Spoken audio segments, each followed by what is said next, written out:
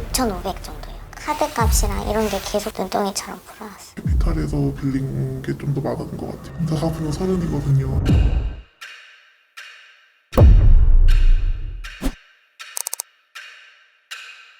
플렉스를 한다 그러면서 조금 뭔가 소비가 과한 거 아닌가? 2030 세대는요, 그만큼의 여유가 없어요.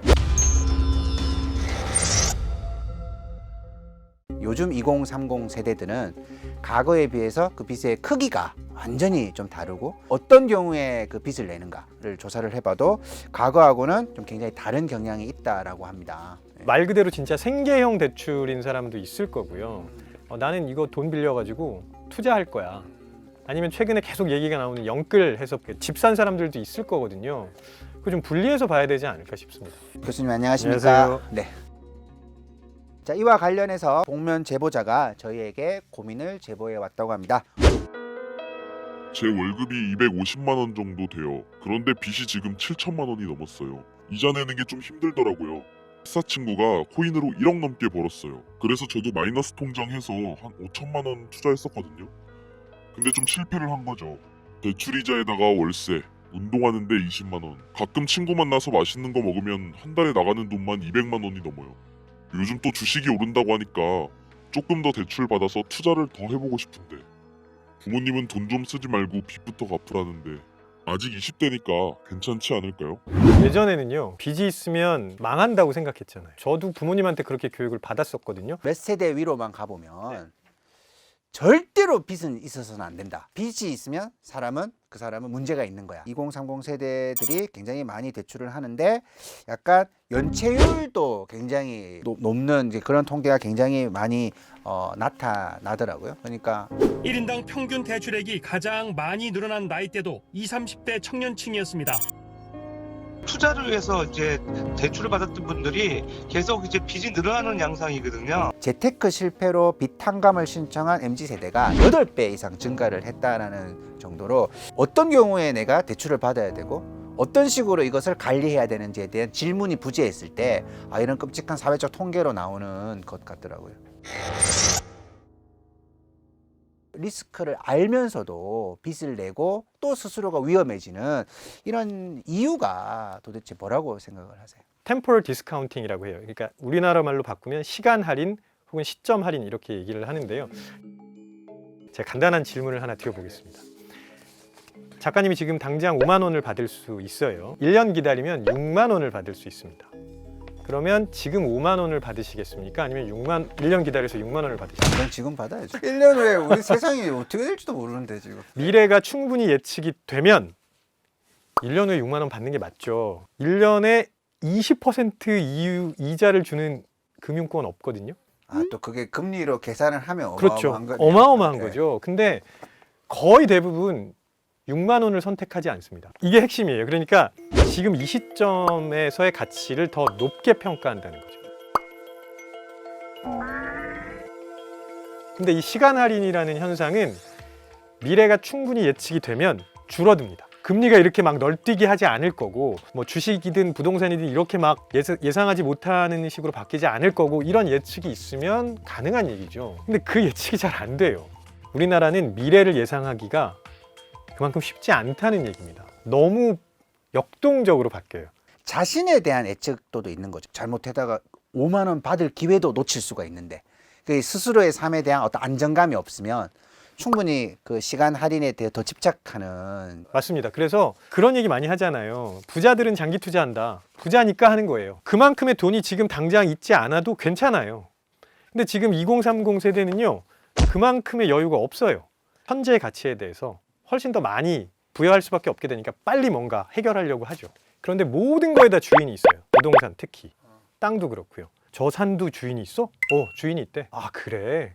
그럼 내가 가질 수 있는 건 뭐야? 그러면 투자할 수 있는 게 뭐가 있을까에 대한 고민을 할 거예요. 그래서 요즘은 이제 부동산만 투자하는 게 아니라 주식 뭐 당연하고요. 코인도 당연하고 심지어 이제 미술품 같은 것도 투자를 합니다. 미술품 비싸잖아요. 아니요, 경매- 조각 투자를 합니다. 뭐예요? 미술품을 네. 네. 미술품 하나하나는 굉장히 고가죠. 그렇지만 이걸 여러 명이 모아서 하면 나는 저기에 100분의 1만 투자하는 거야. 이게 가능합니다. 정말 획기적인 발상 같아요. 핵심은 뭐냐면 나도 투자할 거리가 필요하고 그런 것들을 찾고 있는다는 거죠. 모든 것이 다 주인이 있다. 그 얘기가 되게 시대적인 것 같아요. 지금의 세대들은 훨씬 더 냉정하게 현실을 볼 수밖에 없는, 끊임없이 내 자신이 뭔가 되게 작은 존재라고 여길 것 같아요. 그 박탈감은 굉장히 클 거라고 생각하고요. 내가 월급을 모아서 뭐 서울에 어떤 집을 사는데 몇 년 걸린다. 그게 뭐 십몇 년 이러면 투자해 볼 만한 일이지만 지금 40년 뭐 이렇게 나오면 이건 내가 할 수 있는 일이 아닌 거예요. 그러니까 내가 할 수 있는 일이 아닌 걸 위해서 내가 뭔가 투자를 한다, 이건 바보 같은 짓이죠. 요즘 MZ세대들 이야기를 할 때 뭐 플렉스를 한다 그러면서 조금 뭔가 소비가 과한 거 아닌가? 이런 식의 평가도 있잖아요. 유튜브 SNS를 통해 명품을 자주 접하고 과시욕을 뜻하는 MZ세대 특유의 플렉스 문화가 작용했습니다.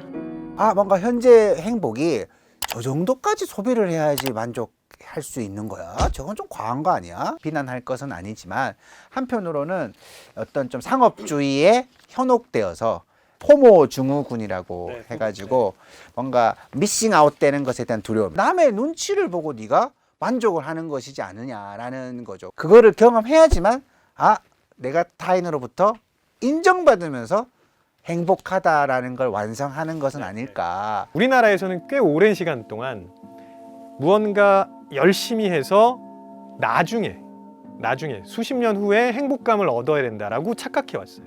근데 아니에요. 심리학 연구를 자세히 살펴보면 행복은 그 순간순간 느끼는 거거든요. 그러니까 지금 2030 세대는 사실은 행복을 경험하는 걸 어찌 보면 더 잘 알고 있는 겁니다. 지금 내가 아무것도 못하고 계속 모으는 것보다는 지금 그냥 즐기는 게 훨씬 낫다라고 생각하는 게 어찌 보면 되게 자연스럽습니다. 되게 중요한 포인트인데요. 그걸 이제 심리학에서는 원트와 라이크로 구분합니다. 다들 오마카세를 즐긴대. 너만 안 해봤어. 그럼 나도 해봐야 되나? 이런 생각하잖아요. 그거는 원트를 자극하는 겁니다. 근데 예를 들어서 어떤 사람은 한우를 너무 좋아하는 거예요. 나는 그래서 한우의 다양한 부위를 맛보는 게 내 삶의 즐거움이야. 그러면 자기가 모아서 투자합니다. 라이크죠. 그건 저는 문제 없다고 생각해요. 본인은 라이크라고 하는데 누가 봐도 원트야. 후회할지 안 할지 고민해 보시면 거의 답이 나와요. 내가 지금 무언가를 할 때 내가 이거 하고 하든 안 하든 후회할 것 같아. 그건 원트일 가능성이 되게 높습니다. 근데 라이크는 그런 후회를 하지 않아요. 그래서 그 차이만 확인해 보셔도 내가 진짜 지금 이걸 하고 싶은 건지 확인해 볼 수 있거든요. 술을 2병을 먹고 뛰어내리려고 하는데 내가 만약에 죽으면 내 빚은 가족이 갚는 거 아닌가? 죽을 땐 죽더라도 빚은 다 해결하고 뒤져야지라는 생각으로 어떻게든 그냥 갚으면 되겠지 좀 막연하게 생각을 했는데 사람이 신용불량이 되면 할 수 있는 게 정말 없어요. 특히 비투 때문에 우울증에 빠졌다고 호소하시는 분들 많거든요. 대략 100만 명 중에 34만 명 정도가 2030 세대라고 하는 걸 보면 상당히 심각합니다. 이게 경제 문제가 우울증의 주요 원인이 되잖아요. 그럼 사람들이 어떤 생각을 하냐면 주춧돌이 빠지는 것 같은 생각을 하게 됩니다. 제대로 투자하려면 작은 성공과 작은 실패를 경험하면서 조금씩 파일을 키워나가야 되는데 이렇게 하게 되면 크게 투자하고 크게 실패한다는 거예요. 그러면 다시 일어서기 되게 어렵습니다. 어떻게 이걸 극복해 나가야 하는 거지에 대한 감이 잘 안 와요. 왜냐하면 이미 큰 잘못으로 실패를 크게 경험한 거거든요. 그러면 다시 일어서기 되게 어렵습니다.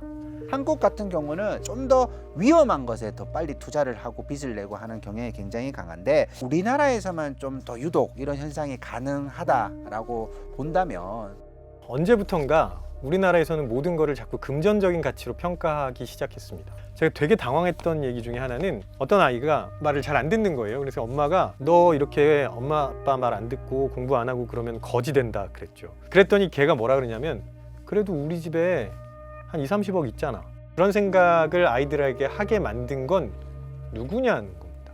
지금의 기성세대가 그렇게 생각하게 만들었다는 거예요. 거기부터 시작하지 않고 요즘 애들은 왜 이렇게 비투하냐 플렉스하냐라고 가면 저는 답이 없다고 봅니다.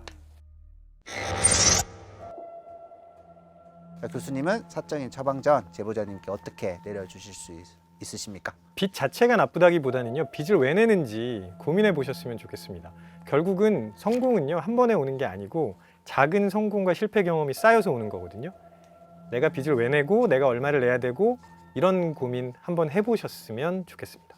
만약에 투자를 해서 성공하면 하실 때 최소한 다른 사람에게 내가 열심히 살아서 보상받는 거야, 이렇게만 말을 안 하시면 우리 사회 악순환은 조금 줄어들 수 있다라는 거죠. 나는 운이 좋았을 뿐이야.